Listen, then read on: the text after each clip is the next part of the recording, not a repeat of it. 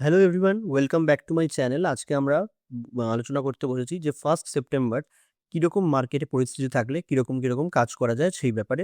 একটু ভিডিওটা আনতে লেট হলো, তার জন্য সরি। বুঝতেই পারছেন সানডে উইকেন্ড একটু বেরোনো হয় সবারই, তো একটু লেটে আপলোড হচ্ছে। যারা মানে এখনও জেগেনি আশা করি সকালবেলা দেখে নেবে। তো যাই হোক, কাজের কথায় আসি আমরা।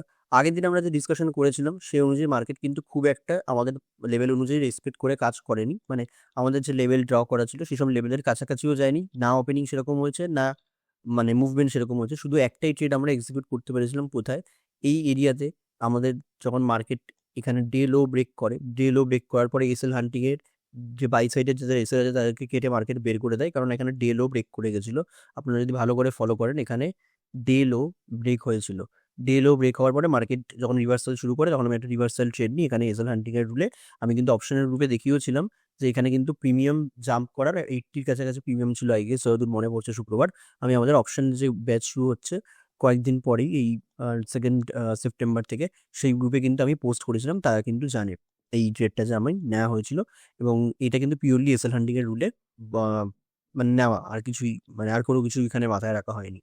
তো শুক্রবারের ট্রেডের একটা ছোট ডিসকাশন করলাম, কেননা ব্যাঙ্ক নিফটি সেন্সেক্স আমাদের কোনো ট্রেড এক্সিকিউট হয়নি, এবং আমাদের লেভেলগুলো মার্কেট কোনোভাবেই সেখান থেকে যেরকম আমাদের প্ল্যান ছিল সেই অনুযায়ী মার্কেট পারফর্ম করেনি।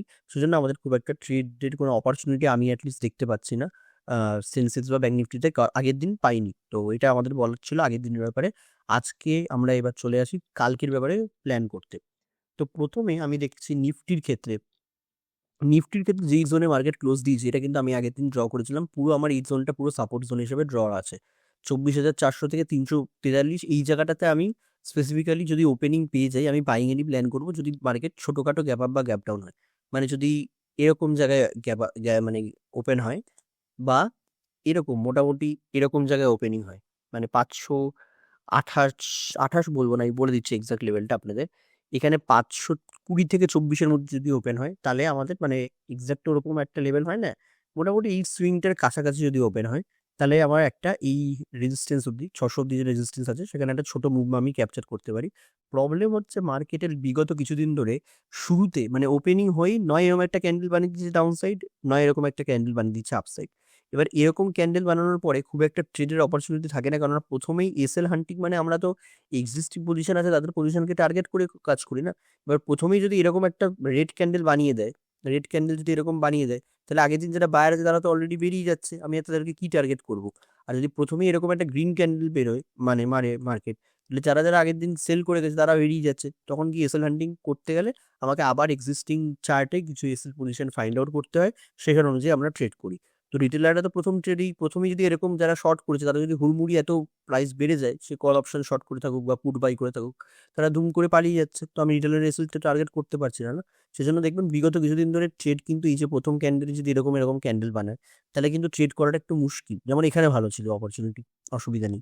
কিন্তু এই যে এখানে যেমন ওপেন হয়ে পড়ে যাচ্ছে, ওপেন হয়ে মুভ করে দিচ্ছে, এটা হলে একটু ওয়েট করে যাওয়া ভালো। তখন সেকেন্ড হাফে কাজ করতে হবে। যে ওপেন হয়ে 100 পয়েন্ট নিফটি পড়ে গেল, বা 150 পয়েন্ট ব্যাঙ্ক নিফটি 150 পয়েন্ট ঠিক আছে, 200-250 পয়েন্ট উঠে গেল, এরকম করলে প্রবলেম। রিস্ক রিওয়ার্ড ফেভারেবল হয় না, তখন ওয়েট করে সেকেন্ড হাফে কাজ করতে হয় বা স্টপ স্পেসিফিক যেতে হয়। এবারে আমরা চলে আসছি যে নিফটিতে আমি বললাম যে এই লেভেলের ওপেনিং বা flat to side gap down open যদি হয়, যদি না 340-এর নিচে আবার ওপেন হয়ে যায়, সেরকম না হয়, যদি এই জোনটাই গ্রিন জোনের মধ্যে ওপেনিং হয়, স্পেসিফিক্যালি 370 থেকে 407-এর মধ্যে, বা এরকম গ্যাপ আপ ওপেন হয়, তাহলে কিন্তু আমার বাইং সাইডের প্ল্যান থাকবে। আবার যদি এরকম ওপেন হয়ে যায়, এরকম ছোট গ্যাপ আপ, তাহলে অসুবিধা। তো ফ্ল্যাট টু গ্যাপ ডাউন এবং এই গ্যাপ আপ হলে আবার এরকম মোটামুটি 100 পয়েন্টের, এরকম জায়গায় আমরা বাইং এর প্ল্যান করতে পারি। বাইং এর প্ল্যান বলতে বাইং এর প্রাইস অ্যাকশন দেখে অবশ্যই। এখানে মার্কেটে অনেকেই বলবে, দেখবেন আমি যেহেতু এসএল এন্ডিং এ কাজ করি, এখানে কিন্তু অনেকেই এটাকে নেগেটিভ হিসেবে দেখবে। মানে আমাদের মানে যারা মোটামুটি চেনা আছে ট্রেডাররা, তাদের সাথে কখনো কখনো কথা হয়, তারা নেগেটিভের কথা এখানে ভাববে। কিন্তু আমরা এসএল হান্টিং এ কাজ করি, আমরা জানি ডেলো ব্রেক করলে এখানে সবাই শর্ট করতে যাবে, সেখান থেকে যদি রিভার্স করে মার্কেট, অনেকেই এসএল কিন্তু ওখানে খাওয়া যাবে। তো আমাদের কিন্তু প্রপার প্রাইস অ্যাকশন দরকার। মার্কেট যদি এখানে আসে, এখানে আসলে আমরা বাই করে নিলাম এরকম নয়, এখান থেকে ঘুরছে ভেবে এখানে একটা প্রাইস অ্যাকশন যদি বানায়, হায়ার হাই এরকম বানায়, তখন আমাদের এন্ট্রি কিন্তু একটু সাউন্ড এসে থাকলে ব্যাকগ্রাউন্ডে প্রবলেম হলে সরি।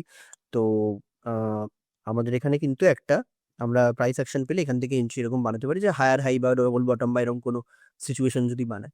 তো আমাদের এইটা একটা মাথায় থাকলো যে নিফটির সিচুয়েশন। ব্যাংক নিফটিতে একটুখানি আমি দেখে নিই ব্যাংক নিফটিতে কি কি ইম্পর্টেন্ট লেভেল আছে। আচ্ছা, নিফটি লেভেলগুলো আমি আপনার বলে দিই। আমার কাছে 24,600 একটা রেজিস্ট্যান্স এবং 727 এর রেজিস্ট্যান্সটা আমি এখন আলোচনা করছি না, কিন্তু মার্ক করে রাখলাম জাস্ট 723 একটা রেজিস্ট্যান্স আছে। আর এখানে 24,599 বা 600 একটা লেভেল আছে। আর ডাউন সাইড এটা আমার সাপোর্ট জোন হিসেবে কাজ করবে।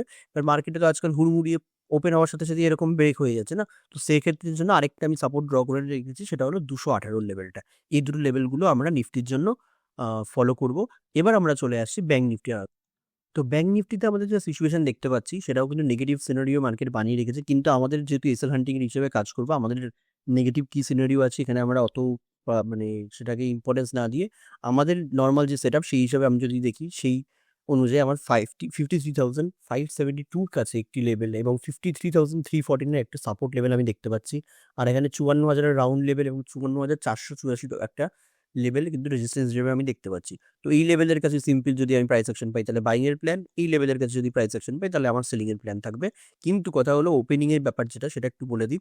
ব্যাংক নিফটি যদি বিশাল গ্যাপ ডাউন ওপেন হয়েছে, যে এরকম লেভেলে গ্যাপ ডাউন হলো, তাহলে কিন্তু আমি আর বাইং এর প্ল্যান করতে পারবো না।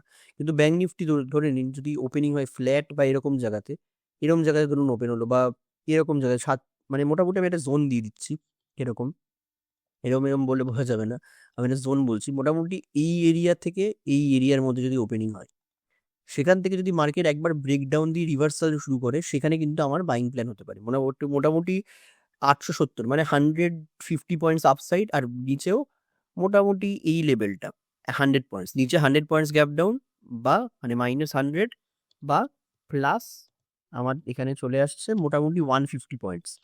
এই দুটোর মধ্যে যদি ওপেনিং হয়, হ্যাঁ, -100 বা +150, তাহলে আমার কিন্তু একটা বাইং এর প্ল্যান এখানে থাকবে। কত অবধি? এই অবধি আমার টার্গেট থাকবে 54,000 রাউন্ড লেভেল অবধি, কারণ মার্কেট এখান থেকে কিছু লোককে ট্র্যাপ করে নিচে এসে, তো এখানে গেলে আরেকবার সেলিং আসাটা খুব নর্মাল, কারণ এখানে কিছু বায়ার আমরা দেখতে পাচ্ছি ট্র্যাপ হয়ে থাকতে পারে, যারা 54,000 ব্রেকআউটে হয়তো বাই করেছিল, তারা হয়তো মার্কেট নিচের দিকে এসছে। কালকে তো ইনিশিয়ালি একটা নিচের দিকে গিয়ে তাদের যারা হোল্ড করে বসে আছে তাদেরকে বার করতে পারে, বার করে যখন রিভার্স করবে সেই অবস্থায় আমাদের ঢোকার প্ল্যান থাকবে। অবশ্যই এরকম ভুলভাল ক্যান্ডেল যদি শুরুতে হয় তাহলে আমাদের ওয়েট করতে হবে সেকেন্ড হাফের জন্য, তখন আমরা সেকেন্ড হাফে ট্রেড করবো এই লেভেলগুলো মাথায় রেখে। এবার আসছি সেন্সেক্সের কথা। সেন্সেক্সে তো পুরো সেলিং এসছে, ইভেন কি আগের দিন যদি আমরা দেখি 2:21 পর থেকে কিন্তু একটা বড় সেলিং চলে এসছে সেন্সেক্সে। ইভেন কি আমাদের কিন্তু লেভেল যেগুলো আছে কালকের দিনের জন্য, সেটা 79,534 এবং 79,254, অনেক দূরের লেভেল আমি রেখেছি সেন্সেক্সে, কারণ 80,000 রাউন্ড লেভেল ব্রেক করে মার্কেট ক্লোজ দিয়েছে। যদি কালকে ফ্ল্যাট টু গ্যাপ ডাউন হয়, এই সেই সেন্সেক্সে কিন্তু আবার সেলিং আসতে পারে। সেন্সেক্সের প্ল্যান আমি এখন রাখছি না আপাতত, কারণ সেন্সেক্স আপনি দেখেছেন একটুখানি কমই আমি মানে ইম্পর্টেন্স দিই। আমি নিফটিতেই রাখছি জেনারেল প্ল্যান, নিফটি না হলে ব্যাংক নিফটি, কারণ এই দুটোতে আমার এসএল হান্টিংয়ে বাইং সাইডে প্ল্যান হয়ে যাবে। কিন্তু সেন্সেক্সে বাইং করতে গেলে আবার একটু সমস্যা আছে, মানে 80,000 আছে, যে এখানে ওপেন হয়ে 80,000-এর উপরে যায় সবাই বাইং করবে, বাইং করলে মার্কেট তাদের রেসেল খেতে খেতে নিচে চলে আসবে। তো এখানে রাউন্ড লেভেলে 80,000 আছে, যেটা নিচে ক্লোজিং দিচ্ছে, তো এখানে আমি ট্রাই করবো না কোনো বাইং সেট আপ করতে। ইভেন কি সেলিং এর জন্য আমার প্ল্যান নেই, কেননা মার্কেটে নেগেটিভিটি থাকলে সেলিং সবাই করছে। দেখুন, সবাই করছে বলে আমি করছি না সেটা নয়, কিন্তু এইখানে সিচুয়েশনটা কি একদম ডিএলওর কাছাকাছি গিয়ে ক্লোজ দিয়েছে। এবার এখান থেকে পড়লে অটোমেটিক দেখা যাচ্ছে এই অবধি টার্গেট, কিন্তু আমার মনে হয় না মার্কেট এত ইজিলি টার্গেট দেবে।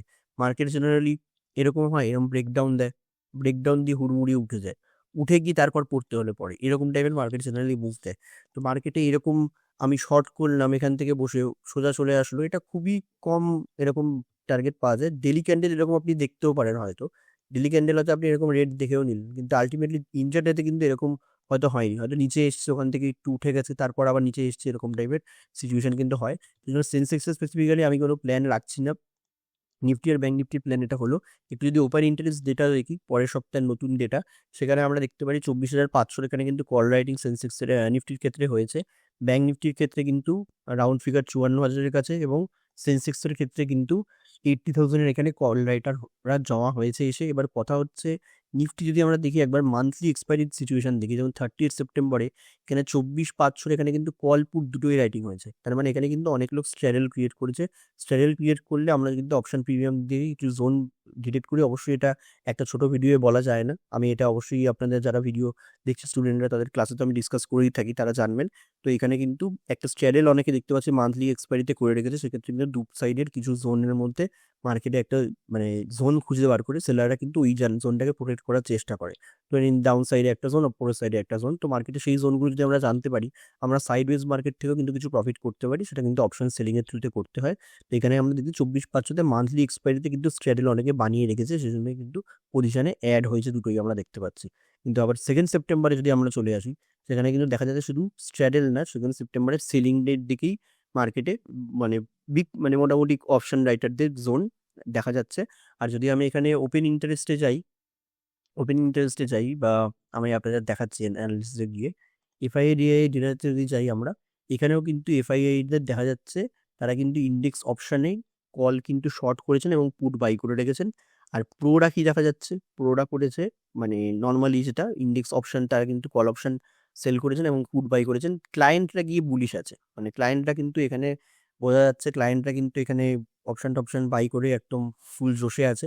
এবার আপনার মনে হতে পারে যে ক্লায়েন্টরা বাই করেছে আর পুট সেল করেছে, তার আপনিও তো ক্লায়েন্টের মতনই কাজ করছেন, এফআই এর ডেটা থেকে কাজ করছেন না। তো আমাদের কিন্তু মাথায় রাখতে হবে, শুধু এই ডেটাটা দেখেই যদি আপনি ট্রেড করেন, আপনার কি সবসময় মানে আপনার মনে হচ্ছে এফআইআই যে ভিতরে যে কাজটা করছে আপনাকে সবসময় এরকমভাবে দেখিয়ে করছে? ওদের কিন্তু ক্যাশ মার্কেট আপনাকে যদি দেখায় এখানে যে এফআইআই, আপনি এখানে দেখতে পারবেন এফআইআই কিন্তু এখানেই যে ক্যাশ মার্কেটের ডেটা, এখানে কিন্তু নেট ডিআইআই নেট, এখানে ক্যাশ নেট কত আর এফআইআই কত নেট, আপনি এখানে দেখুন সেল করে যাচ্ছে কন্টিনিউ। সে কিন্তু ক্যাশ মার্কেটেও সেল করছে। তো আমাদের কিন্তু এখানে কোনো সময় দেখতে পাচ্ছি না বাইং করছে, কিন্তু আপনাদের যদি মার্কেটে দেখেন বাইং এর অপরচুনিটি কিন্তু মার্কেটে আসে নাকি? এই যে নিফটি যদি জাম্পটা দেখা গেল এখানে, নিফটিতে যে এই জাম্পটা আমি আগের দিন ক্যাপচার করলাম, বললাম এই যে এখান থেকে এসআর হান্টিং দিয়ে, তো এখানে কিন্তু ভালো পয়েন্ট মার্কেট দিয়েছে এখানে। তো এই যে 0.5% জাম্প হলো, তো এখানে তো এফআইএস সেলিংই করেছে, তাহলে বলেছে কি আমার বাইং কোনো অপরচুনিটি বা বাইং প্রাইস ইনস্ট্রাকশন থাকছে না। আমরা তো আমাদের সেট আপ দিয়ে আমাদের পয়েন্টটুকু ক্যাপচার করবো না। তো আমাদের কিন্তু এই ডেটা থেকে সবসময় মানে ওভারঅল আমরা একটা ভিউ বানাতে পারি, কিন্তু ইন্টারনেট যারা কাজ করছে তাদের এই ডেটাগুলো নিয়ে প্যানিক হওয়ার দরকার নেই। হ্যাঁ, হেল্প নেওয়ার জন্য আমরা ডেটাগুলো দেখতেই পারি।